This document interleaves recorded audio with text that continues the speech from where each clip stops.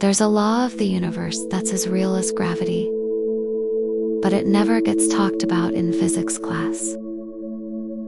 It's the force that pulls you toward the pillow when the alarm goes off. It's the invisible wall that stands between you and the blank page, the empty canvas, or the running shoes by the door. It's the leaden weight in your stomach when you think about the phone call you need to make, the project you want to start, or the life you dream of building. This force has a name. Let's call it the resistance. The resistance is not a personal failing. It is not a character flaw. It is an impersonal, universal law of nature. Its only mission is to keep things as they are.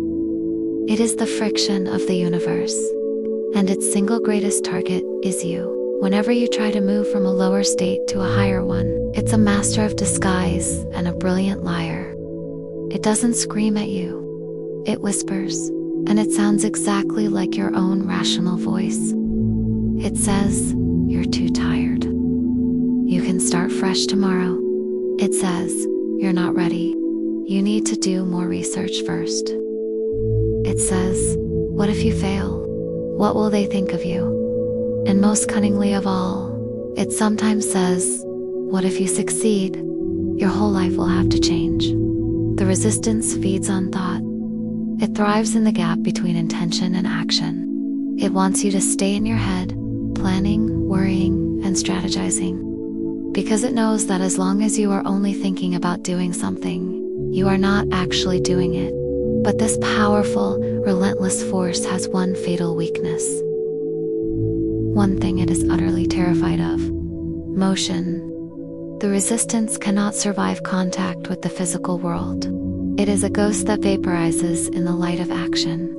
The war against the resistance is not won by creating a grand, 5-year plan in your head. It is won by putting on one sock. It's won by opening the laptop and writing a single, clumsy sentence. It's won by doing one push-up, washing one dish, or sending one email. The goal is not to defeat the resistance forever. It will be there tomorrow. The goal is simply to beat it for the next 2 minutes. Your brain will tell you the first step is too small to matter. That is the resistance talking, trying to trick you back into inaction. The truth is that stupidly small first step is the only thing that matters. It is the pebble that starts the avalanche. It is the spark that breaks the spell.